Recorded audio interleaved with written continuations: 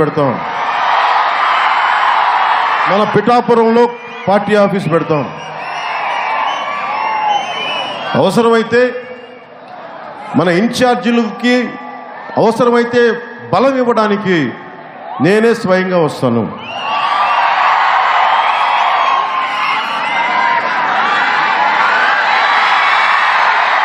అడ్డు తిప్పు, టీవీని చూపించు.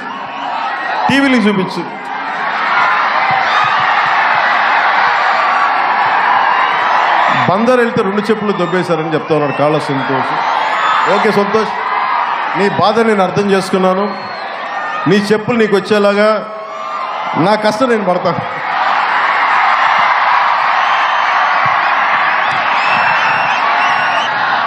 అలాగే కొబ్బరి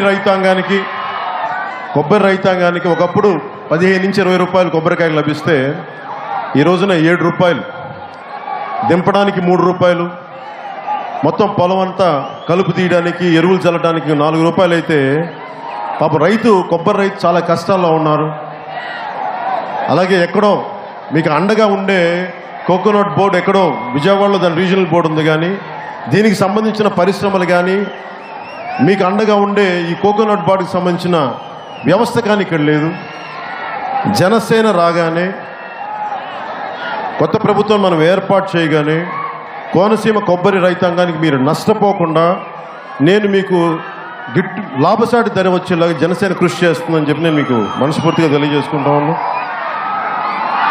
60% అంటే కొబ్బరి రైతు ఎంత కష్టంతో ఉన్నారంటే 60% మన రాష్ట్రానికి వైసీపీ పట్టిన తెగుళ్ళలాగా తెల్లదోమని కొబ్బరికి పట్టిందంట. దానివల్ల 60% దిగుబడి పడిపోయింది.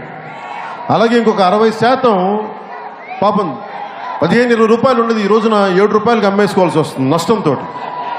సో వీటన్నిటికీ సంబంధించి కొబ్బరి వేసే రైతాంగానికి నేను అండగా ఉంటాం. జనసేన మీకు దీని మీద పరిష్కార మార్గాలు వెతుకుతామని చెప్పి మీకు మనస్ఫూర్తిగా తెలియజేసుకుంటాం. ఇంతమంది యువత ఉన్నారు.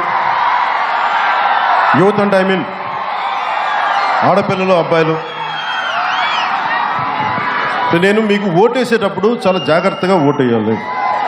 నిజం చెప్తున్నా, మీరు 2019లో మీరు కనుక కొంచెం ఆలోచించి ఓటు కనుక వేసుని ఉంటే ఈ రోజున మీ 2.5 లక్షల ఉద్యోగాలు ఎంతవరకు తెప్పించగలమో లేదో తెలియదు, కానీ కనీసం నేను కనుక అసెంబ్లీకి కనుక వెళ్ళి ఉన్నాడు కనీసం 1,00,000 ఉద్యోగాల కోసం పడే వరకు పోరాటం చేసేవాడిని. మీకు 2.5 లక్షలు 2,30,000 ఉద్యోగాలు రావాలి. మీకు 2,30,000 ఉద్యోగాలు